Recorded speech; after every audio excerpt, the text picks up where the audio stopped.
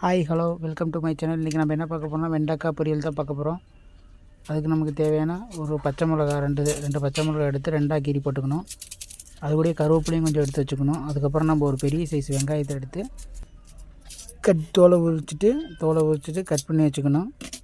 தேவையில்லாத பீஸை கட் பண்ணி போட்டுட்டு சின்ன சின்னதாக கட் பண்ணி வச்சுக்கணும். சின்னதாக கட் பண்ண வெங்காயத்தை அப்படியே எடுத்து அந்த பிளேட்டில் வச்சிடணும். பிளேட்டில் வச்சுட்டு அடுத்து பார்த்திங்கன்னா இன்னொரு பாதியை எடுத்து அது தேவையில்லாத பீஸை கட் பண்ணிட்டு நீட்டாக சின்னதாக கட் பண்ணி அதே போலயே அந்த வெங்காயத்தையும் தோலை சீவிட்டு கட் பண்ணி அதே மாதிரியே எடுத்து அதே பிளேட்டில் வச்சிடணும். பிளேட்டில் வச்சுட்டு அடுத்து பார்த்திங்கன்னா பொடியாக கட் பண்ணிக்கணும். பார்த்து அழகாக பொறுமையாக கட் பண்ணிவிட்டு பொடியாக கட் பண்ணி அதை எடுத்து அப்படியே ஒரு பிளேட்டில் வச்சுக்கணும். நம்ம கட் பண்ணி தாளிக்க வச்சுருக்க பிளேட்டில் வச்சுட்டு அடுத்து வெண்டைக்காயை எடுத்து கழுவிட்டு அதையும் ரெண்டாக கீறி பொடியாக கட் பண்ணிக்கணும். பொடியாக கட் பண்ணி அதையும் அந்த பிளேட்லேயே எடுத்து வச்சுக்கணும். கட் பண்ணி பொடியாக்கி எடுத்து வச்சுக்கணும். ரெண்டாக கீறி பொடியாக கட் பண்ணி வச்சுக்கணும். கட் பண்ணுறப்போ கொஞ்சம் கஷ்டமாக தான் இருக்கும். ஏன்னா வெண்டைக்காய் வளவளப்பு தன்மை இருக்கனால வலிக்கிட்டு போகும். பார்த்து பொறுமையாக அதை சின்ன சைஸில் கட் பண்ணிக்கணும். அப்போ தான் நம்ம எதிர்பார்க்குற அளவுக்கு வெண்டைக்காய் நல்லா வெந்து நல்லா டேஸ்ட்டாக வரும். அதுக்காக நம்ம பொடியாக கட் பண்ணிக்கணும்.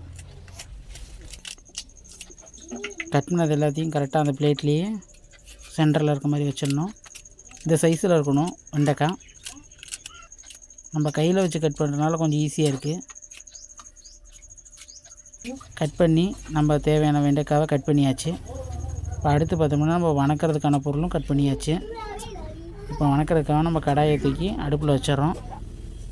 அதில் எண்ணெய் கொஞ்சம் விட்டுக்கிறோம். தேவையான அளவுக்கு எண்ணெய் விட்டுட்டு அந்த எண்ணெய் லைட்டாக சூடாகிற வரைக்கும் வெயிட் பண்ணணும். கடுகு கடலைப்பருப்பு அடுத்து நம்ம போட்டுடணும்.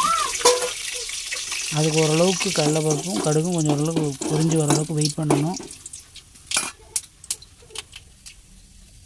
ஓரளவுக்கு பொரிஞ்சு வந்ததுக்கப்புறம் பார்த்தோம்னா நம்ம கட் பண்ணி வச்சுருக்க வெங்காயம், கருவேப்பிலை, மிளகாய் மூணையும் போட்டு நல்லா பொன்னிறமாக வரைக்கும் நல்லா வணக்கி விட்டுக்கணும். நல்லா கிண்டி விட்டு அடி பிடிச்சதும் நல்லா கிண்டி விடணும். நல்லா கிண்டி விட்டுட்டு நம்ம வெண்டைக்காய் கட் பண்ணி வச்சுருக்க வெண்டைக்காய் எடுத்து அதோடு சேர்த்துட்டு நல்லா கிண்டி விட்டுட்டு அதில் நான் கொஞ்சமாக மஞ்சத்தூள், உப்பு தேவையான அளவு உப்பு போட்டுட்டு நல்லா கிண்டி விட்டுருணும். நல்லா கிண்டி விட்டுட்டு பார்த்திங்கன்னா கொஞ்சம் நேரம் மூடி வச்சிடணும். அதுக்கப்புறம் வெந்துருச்சுன்னு எடுத்து பார்த்து பரவாயில்ல நல்லா வெந்திருக்கு. நம்ம நினச்ச மாதிரியே அருமையான வெண்டைக்காய் பொரியல் ரெடி ஆயிடுச்சு. அது மேலே மிளகுத்தூளை தூவி விட்டுட்டு ரெண்டு கிண்டி விட்டுடணும். கிண்டி விட்டுட்டு அருமையான வெண்டைக்காய் பொரியல் ரெடி ஆயிடுச்சு. நம்ம சேனலில் லைக் பண்ணுங்கள், ஷேர் பண்ணுங்கள்.